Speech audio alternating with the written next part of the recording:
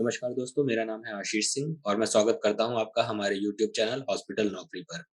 दोस्तों, आज के इस वीडियो में मैं आपके लिए लेकर आया हूं एक बहुत ही ज़्यादा यूनिक टॉपिक जिसका नाम है सेल जंक्शन। दोस्तों, अक्सर इस टॉपिक को कॉलेजेस में उतनी एफिशिएंसी के साथ में नहीं पढ़ाया जाता है और स्टूडेंट्स भी इस टॉपिक को ऐसा समझ के कि ये इम्पोर्टेंट नहीं है और इस टॉपिक को स्किप कर देते हैं। लेकिन नर्सिंग रिक्रूटमेंट एग्जाम्स के पॉइंट ऑफ व्यू से अगर हम देखें तो ये टॉपिक काफ़ी ज़्यादा इम्पोर्टेंट है और इस टॉपिक से रिलेटेड बहुत सारे MCQs in nursing recruitment exams में पूछे जाते हैं। इसलिए दोस्तों, आज के इस वीडियो में मैं आपके सामने डिस्कस करूंगा सेल जंक्शंस के बारे में और साथ ही साथ हम ऐसे एमसीक्यूज भी देखेंगे जो कि अक्सर बहुत सारे नर्सिंग रिक्रूटमेंट एग्जाम्स में पूछे जा चुके हैं। तो आइए शुरू करते हैं आज का टॉपिक सेल जंक्शन। तो दोस्तों, बेसिकली सेल जंक्शन या इंट्रासेल्यूलर ब्रिज ऐसे सेल्यूलर स्ट्रक्चर्स होते हैं जो कि मल्टी प्रोटीन कॉम्प्लेक्स होते हैं, जो एडजेसेंट सेल्स के बीच में या फिर एक्स्ट्रा सेल्यूलर मैट्रिक्स के बीच में कांटेक्ट या फिर एडहेशन प्रोवाइड करते हैं। सेल जंक्शन जो है वो स्पेसिफिकली एपिथेलियल टिश्यूज में सबसे ज्यादा अमाउंट में पाए जाते हैं। सेल एडहेशन मॉलिक्यूल्स और एक्स्ट्रा सेल्यूलर मैट्रिक्स के साथ सेल जंक्शंस जो हैं वो सेल्स को एक साथ रखने में हेल्प करते हैं। ये जो सेल जंक्शंस होते हैं ये एपिथेलियम के पैरासेल्युलर बैरियर को बनाए रखते हैं और पैरासेल्युलर ट्रांसपोर्ट को कंट्रोल करते हैं। सेल जंक्शन जो है वो स्पेसिफिकली स्पेशलाइज्ड प्रोटीन कॉम्प्लेक्सेस होते हैं जिन्हें कम्युनिकेटिंग या फिर गैप जंक्शन भी कहा जाता है। उनके थ्रू एडजेसेंट सेल्स के बीच में कम्युनिकेशन करने में ये इंपॉर्टेंट होते हैं। सेल्स पर लगने वाले स्ट्रेस को कम करने में भी सेल जंक्शंस का इंपॉर्टेंट रोल होता है। दोस्तों, अब बात करते हैं सेल जंक्शंस के टाइप्स के बारे में।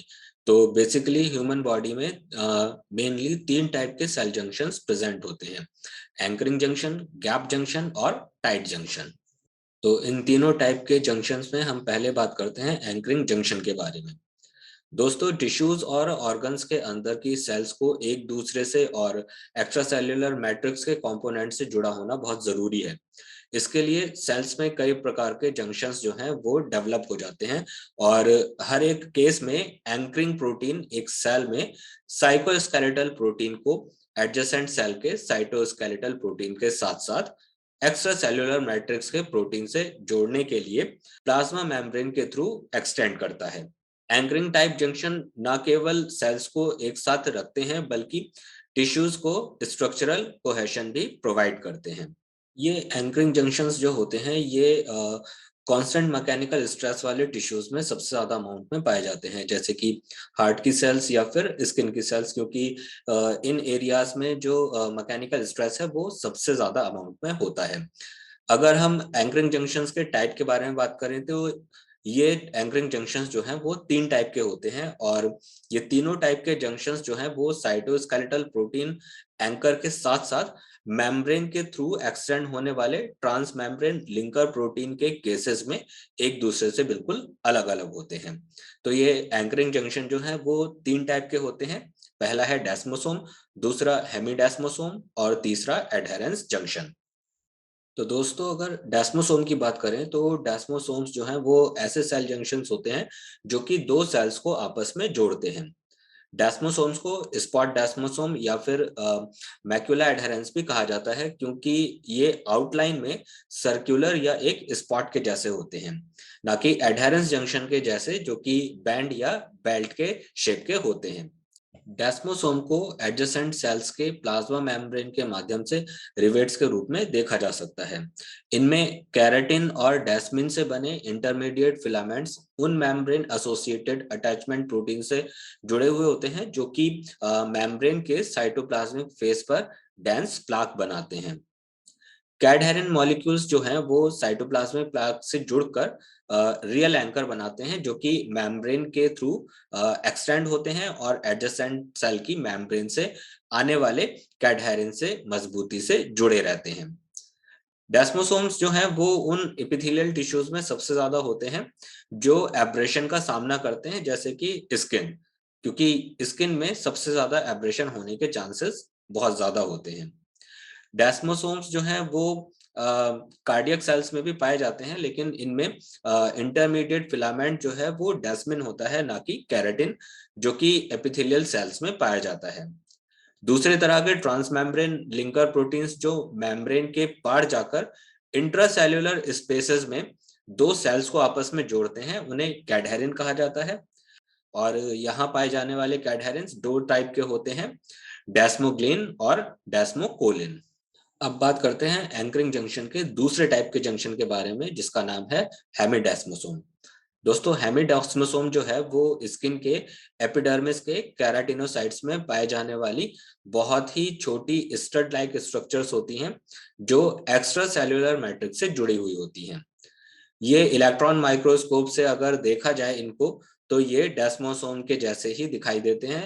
हालांकि डेस्मोसोम जो है वो एडजेसेंट सेल से जुड़े हुए होते हैं। हेमिडेस्मोसोम जो है वो फोकल एडहेशन के समान होते हैं, क्योंकि ये दोनों सेल्स को एक्स्ट्रा सेल्यूलर मैट्रिक्स से जोड़ते हैं।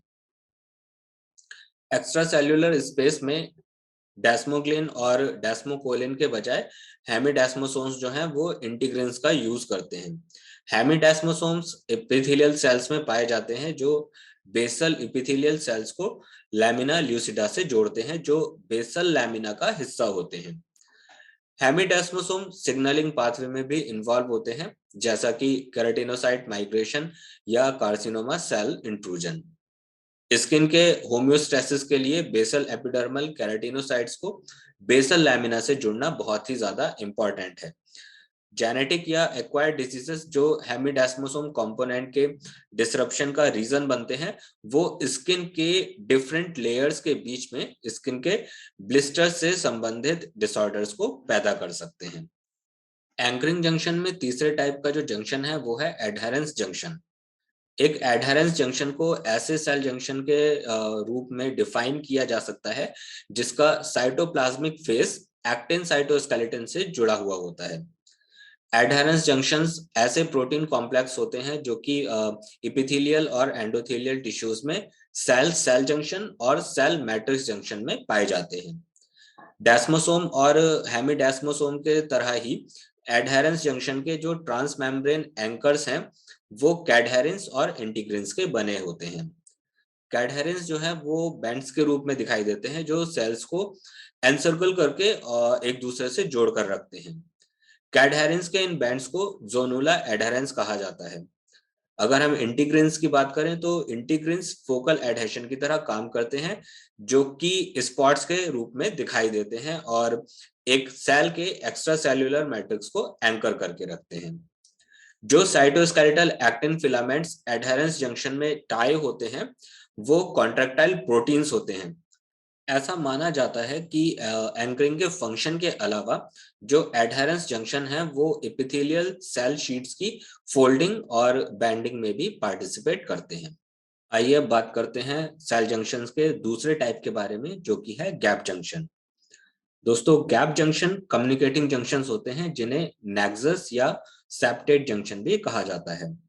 गैप जंक्शंस जो हैं वो एक्स्ट्रा सेल्यूलर फ्लूइड के कांटेक्ट के बिना डिफ्यूजन के द्वारा एडजेसेंट सेल्यूलर साइटोप्लाज्म के बीच में डायरेक्ट केमिकल कम्युनिकेशन को अलाउ करते हैं।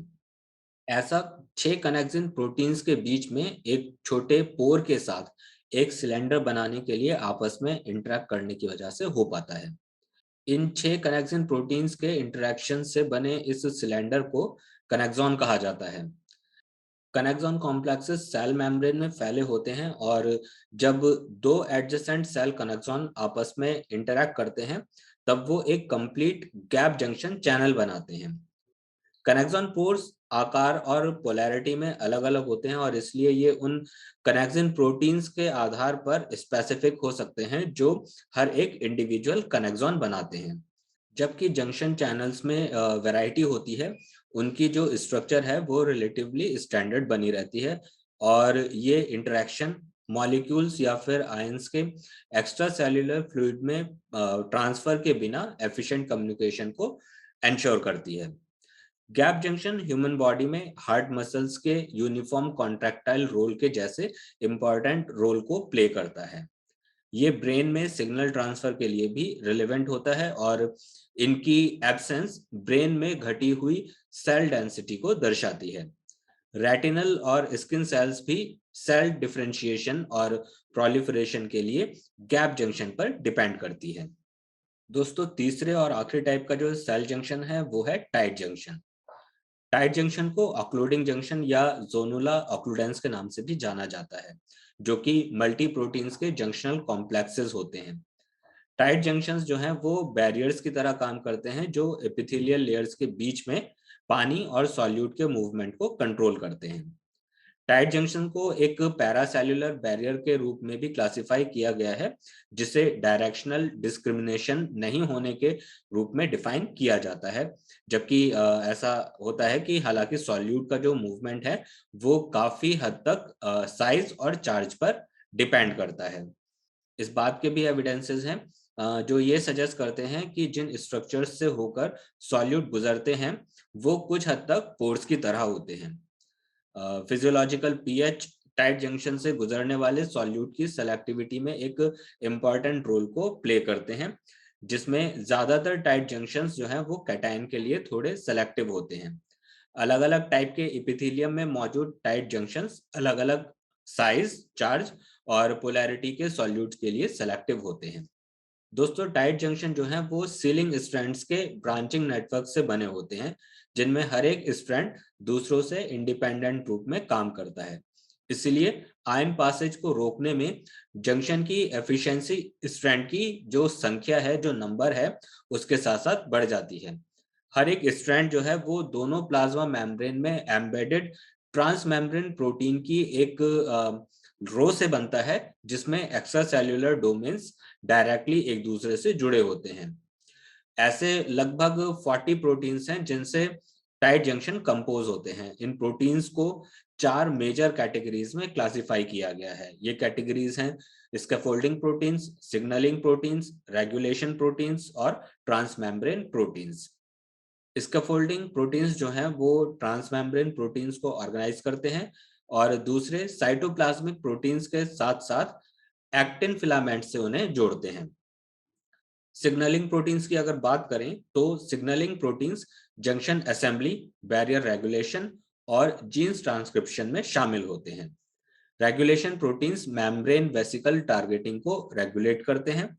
ट्रांसमेम्ब्रेन प्रोटीन्स में जंक्शनल एडहेशन मॉलिक्यूल्स, ऑक्लूडिन और क्लॉडिन प्रोटीन शामिल होते हैं।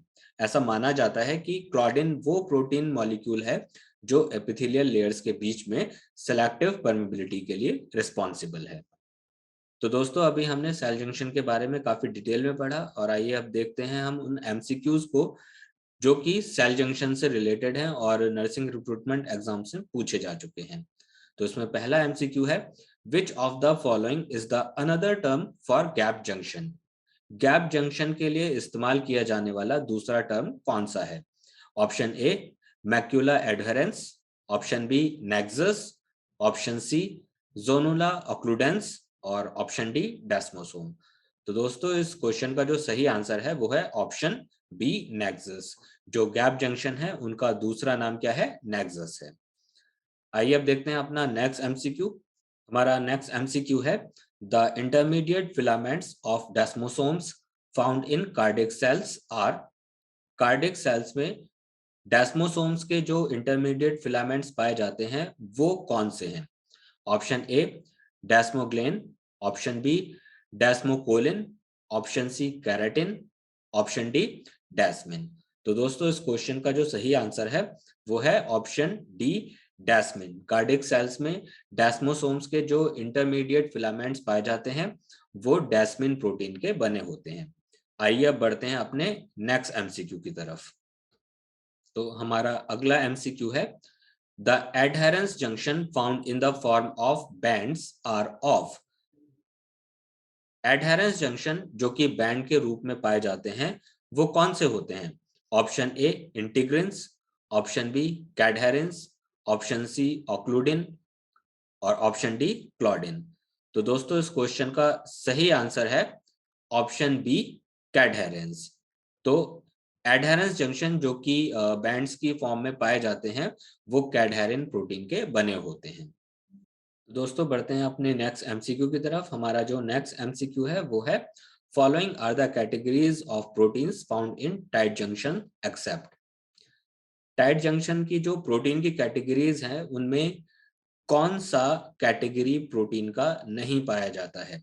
Option A transmembrane, option B scaffolding, option C nexus, option D regulation. तो दोस्तों इस क्वेश्चन का जो सही आंसर है वो है ऑप्शन सी नेक्सस।